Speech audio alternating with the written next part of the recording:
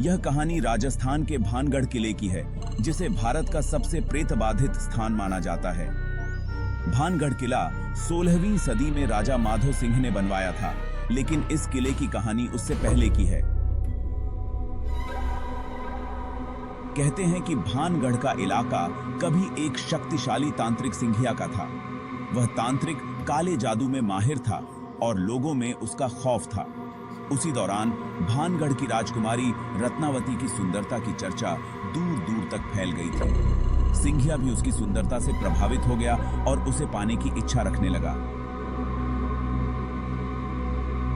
एक दिन तांत्रिक ने राजकुमारी को बाजार में एक इत्र की बोतल खरीदते देखा। उसने उस इत्र की बोतल में जादू डाल दिया ताकि राजकुमारी उसे देखते ही उसकी ओर आकर्षित हो जाए। लेकिन राजकुमारी को उसकी चाल समझ में आ गई और उसने इत्र की बोतल को एक बड़े पत्थर पर फेंक दिया। उस पत्थर ने तांत्रिक पर हमला कर दिया और तांत्रिक की मौत हो गई। मरते समय तांत्रिक ने भानगढ़ किले और उसके निवासियों को श्राप दिया कि उनका अंत हो जाएगा और उनकी आत्माएं कभी भी शांति नहीं पाएंगी।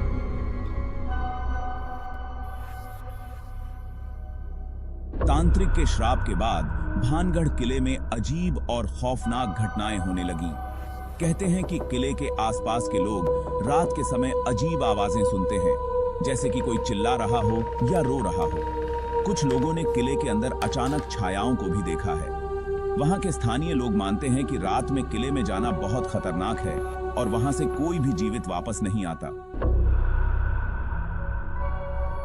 आज भी सूर्यास्त के बाद भानगढ़ किले के द्वार बंद कर दिए जाते हैं और लोगों को रात के समय किले के अंदर जाने से सख्त मना किया जाता है। कई पर्यटक और खोजकर्ता जो वहां गए हैं, वे कहते हैं कि उन्होंने किले के अंदर एक अजीब और डरावना माहौल महसूस किया है। इस प्रकार भानगढ़ किले की कहानी केवल एक किंवदंती नहीं है, बल्कि एक ऐसा अनुभव है जिसे कई लोगों ने महसूस किया है। भले ही इस कहानी की सच्चाई को वैज्ञानिक दृष्टिकोण से प्रमाणित नहीं किया जा सका हो, लेकिन भानगढ़ किले का रहस्य और उसके चारों ओर की डरावनी घटनाएं आज भी लोगों के दिलों में खौफ पैदा करती हैं। एपिसोड शीर्षक कुलधरा, प्राचीन गांव का रहस्यमय भूत।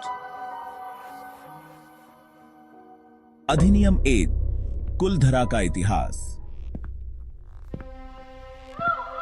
अधिनियम 2, गांव का रहस्यमय परित्याग।